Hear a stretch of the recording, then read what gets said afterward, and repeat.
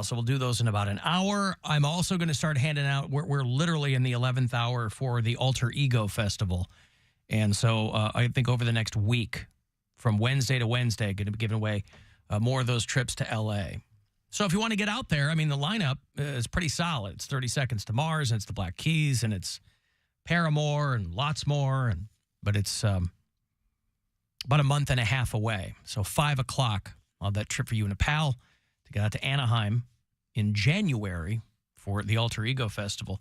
Cavs win last night. They were hosting the Atlanta Hawks. Dominique Wilkins showing up with, career high, 89 points on this guy. Wow. What would they do without him? 128 to 105. Pretty sizable win from the Cavs last night. Yeah, they were trying to make it into that wild card spot in the in-season tournament.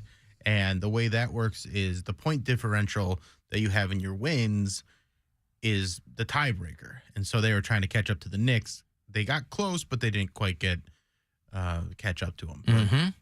But I kind of get it now, and I kind of like it. Because then it means people are playing to the buzzer if it's a blowout. Like, they're going to keep scoring, and it's entertaining.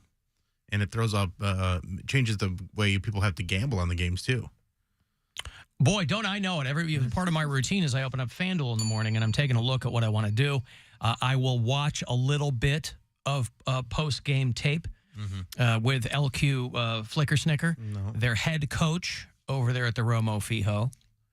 I will watch a little bit of the mascot press conference when Whammer and Moondog kind of chop it up. And I think that's a nice new addition to this season. And so then I'll make my bets accordingly.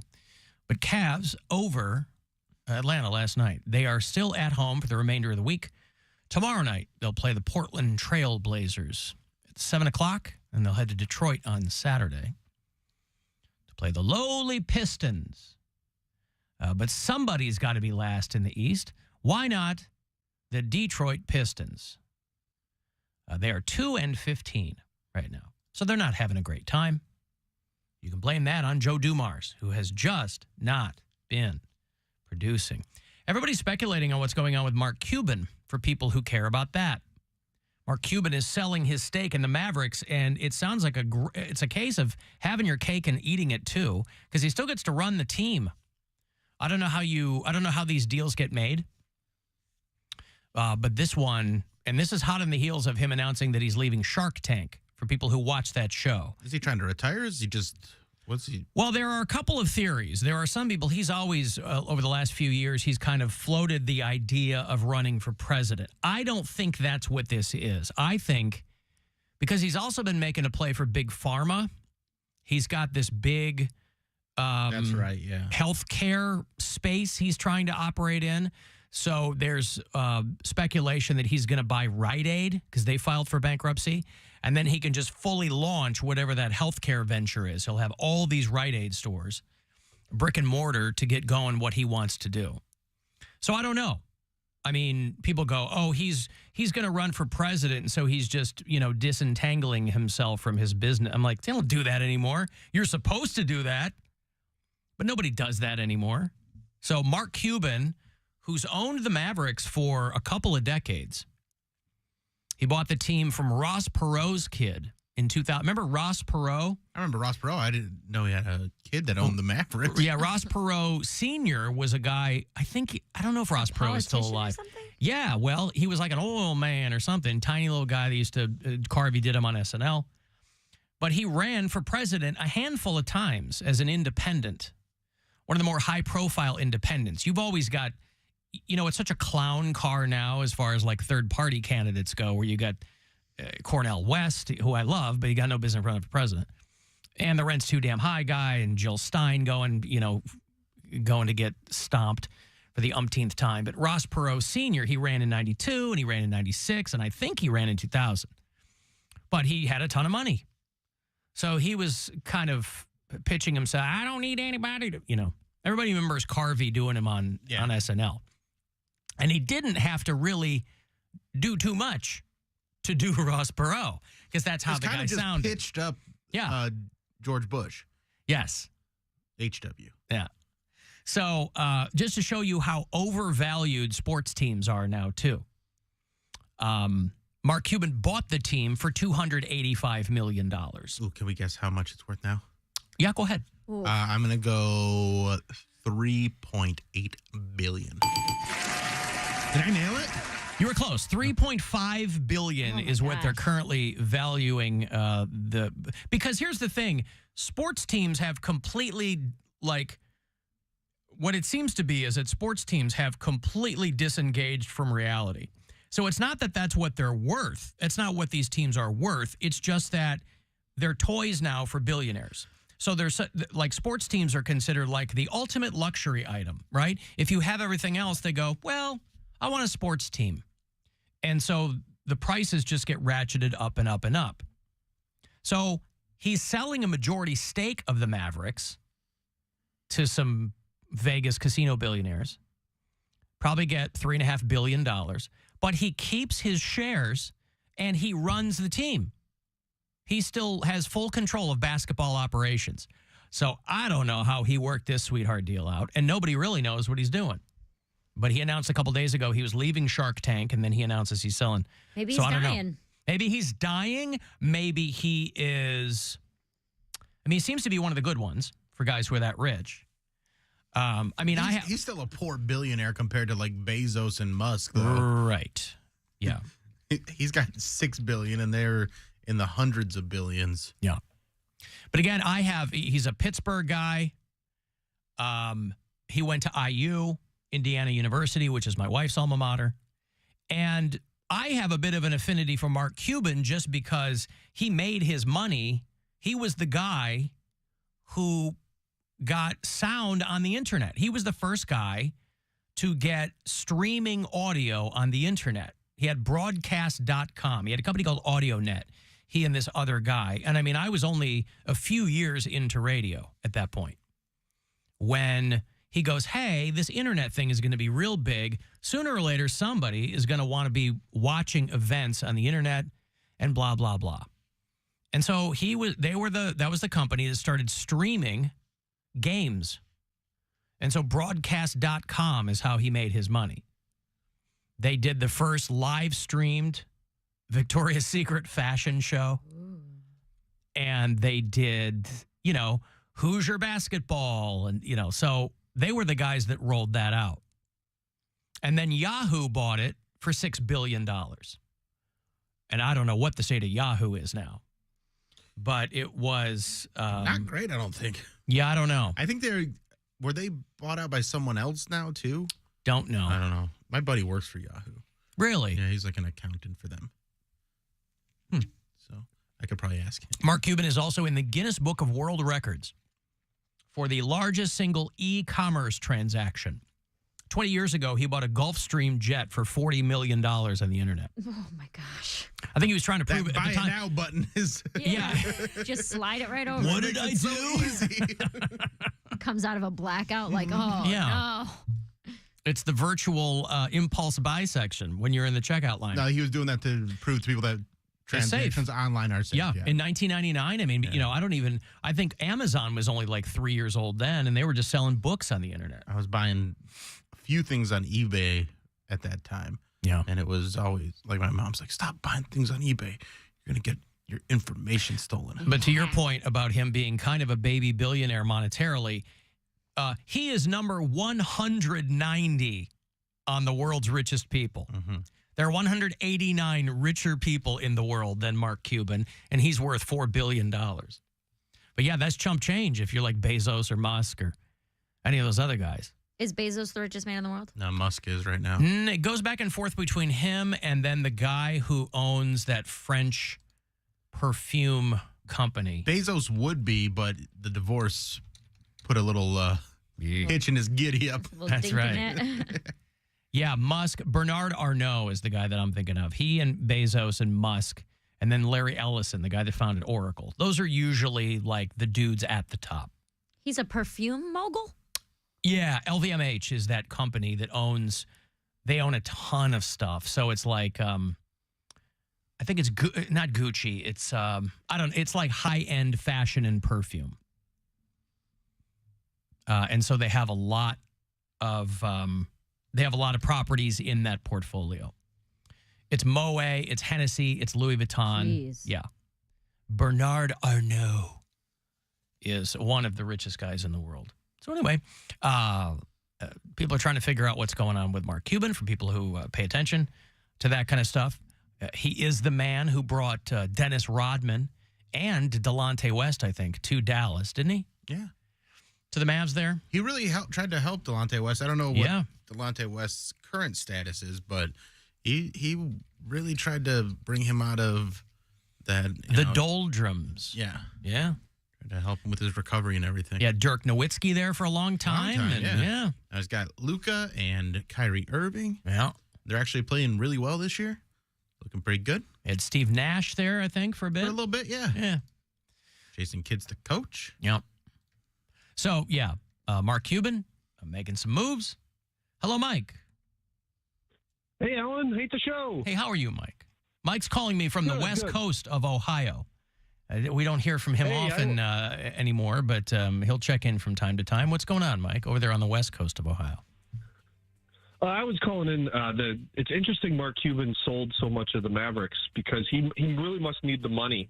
Because it's a giant tax scam. That's why you own sports teams, because you claim extreme losses over and over and over again, and then it offsets your other money you make. I mean, if you own the Detroit Pistons, you do have huge losses. Hey-oh! Tough times. Detroit basketball. Well, typically you put it in a family trust, and that way you can pass it down to your kids. And then when they sell it, they're really taxed as their personal income at that point for the gains. So it's really a giant tax scam owning sports teams. Like, yeah, there's some to it, but on paper they can actually claim like everything from the salaries of the players, everything they claim as a loss. Well, yeah, you don't stay a billionaire because you're paying a ton of taxes on your properties or on your, more like a family mistrust. Am I right? Yeah. Anyway, it's just weird that he sold it and not like gave it to his kids or something else. He must really need the money. Mike, are you? You do sound slightly bitter. Were you outbid for the Mavericks back in 2000 by Mark Cuban, and now you've never let that grudge rest? Well, I actually tried to get it this time. I only had $2.9 billion though, and so Mark Cuban wouldn't accept the offer. Loser. He wouldn't accept it. Now, is there any chance you'll be able to take his spot on Shark Tank? Well, they haven't asked me yet, but I'm patiently waiting by my phone for that phone call. Okay. Well, good luck. I mean, I don't know what else to tell you. I mean, make sure that you stay hydrated while you're waiting by the phone. Oh, you can hear my lips smacking? I'm sorry. I will. Thanks, Alan. Have a good one. And it wasn't for lack of trying. Thank you. There's Mike over there on the west coast of Ohio.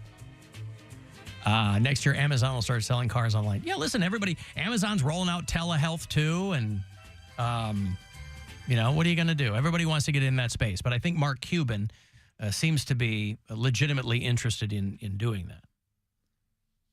NFL teams are collectively paying $800 million to coaches who got fired, but have a contract over. I know. Yep. It's a great, great line of work to be in.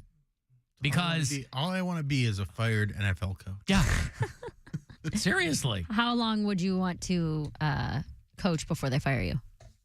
I don't care if it's a practice. Yeah. I just want one of those 4-year contracts. Contract is signed, and then you get fired the next day. And they go, this isn't working out. I'm like, I tried to change the culture here. Man, my bad. Yeah. What do you mean they don't all want to wear tutus? Yeah. I mean, if you worked in Ace Ventura. Right. If you were to look at the worst 5 coaches right now in the NFL, I mean, the very worst would probably still be making $10 million a year, right? Ron Rivera, Kevin Stefanski, McDaniels. Wasn't he making a ton of money? Yeah.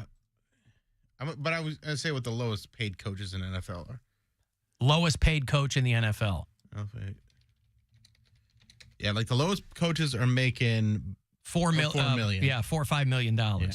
The guy at the Bengals, Saleh with the Jets, making $5.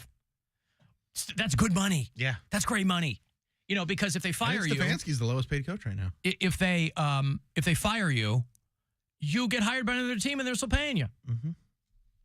But they still got to pay off those contracts. Like I think sometimes that's what I'm saying. I don't know how that business works. Every other business, when you get fired, they stop paying you. There are some situations where it is, if you get another job, they stop paying you. But I don't know about that. But some of them, I think that's why it's a sweet deal. They pay you no matter what. Yeah.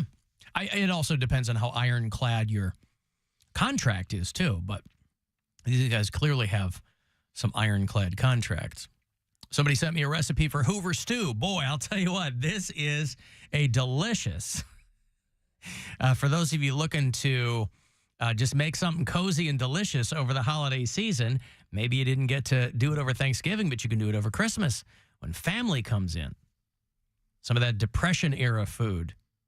Remember when Poundcake whipped Hooverville on us one time? Yeah. And we were all agape. Like our mouths were collectively agape. Because we didn't know. Half the time we don't think you know anything, and then you whipped out Hooverville at us. And we didn't I like history. Huh? I like history. Since when? History was my best subject. I loved Doesn't history. mean you like it. It means you got lucky with it. Well, I'm telling you now that I like it. I paid attention in history because I thought it was cool. Good for you. Listen, you know what they say. People who don't know history are doomed to repeat it. No, that's not it. It's well, it'll come. That doesn't make any sense. I'm gonna repeat it if you didn't know what happened. History and geography were my favorite subjects. Yeah. Where's Alaska? Up near Canada. He's good. He's really pretty good. He didn't say which part of Canada. He said near Canada. Oh, God. Anytime, that's my favorite thing is anytime somebody tells you they're good in geography, you just say, where's, and then fill in the blank. There's no way to answer that question. Where's Romania? In Europe. But Hoover stew is one of these Depression-era staples, obviously, like Hooverville. During the Depression, everybody blamed Herbert Hoover, obviously. And so, you know, they made food with whatever they had. And so they would, like, have sliced hot dogs and macaroni and tomatoes and peas, and that was your Hoover stew.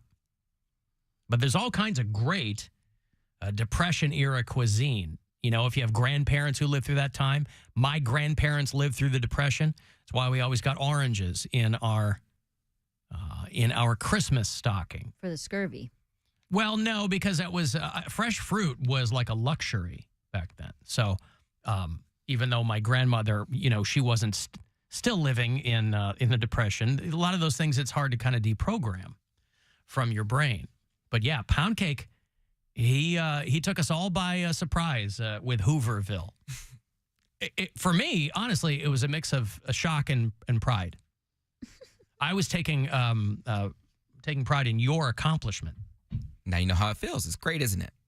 It was okay. Yeah. So, yeah, those Hoovervilles, or basically the Depression-era version of what is now Skid Row in Los Angeles or in large parts of San Francisco. Those are modern-day Hoovervilles. Make no mistake. Whether or not they're cooking up Hoover stew, I don't know. That's what you call it. Do you think I shouldn't say dumb American, but dumb tourists who go to Los Angeles, do they make, like, Skid Row a tourist destination? Like, I wanted to go see it when I was out there. I mean, if you're anywhere... Like a weird, morbid, like... But if you're anywhere in downtown L.A., you can't avoid it. People think it's like a couple of square blocks, and it ain't that. It's like 50 square blocks. So if you're downtown in L.A., you're gonna see homeless people. Average people, like, live there? What do you mean average people? Like average people live everywhere. That's what I'm saying. Like people who just don't make enough money to live in California. This country's lousy with average people. But what I'm saying is California is just like through the roof with prices. So someone like me who makes, you know, Ohio money and still is poor, you know, if they make Ohio money in California, they just can't afford to live. They're like, I'm not on drugs. I'm not an alcoholic. I just can't pay my rent. And there are kids. I live on Skid Row. There are students who go to like Cal State something. Not Berkeley, Cal State something. There are students who all their money's going to towards tuition, so they're living in vans, and the school just told all of them, you can't park in our parking lots anymore.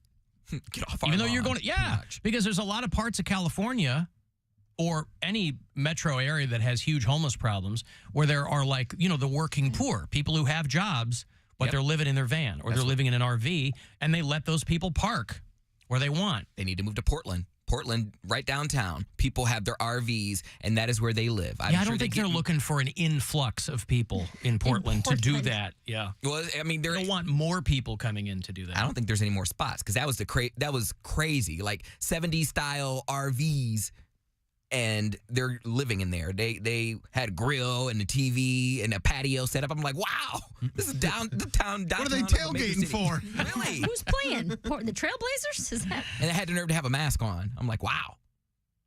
Yeah. I've got to take a break. If you want to send me a text, 35192. You can watch live if you like at AlanCoxShow.com and listen anywhere on the iHeartRadio app. Rover's Morning Glory. Somebody tried to take a picture with a rapper named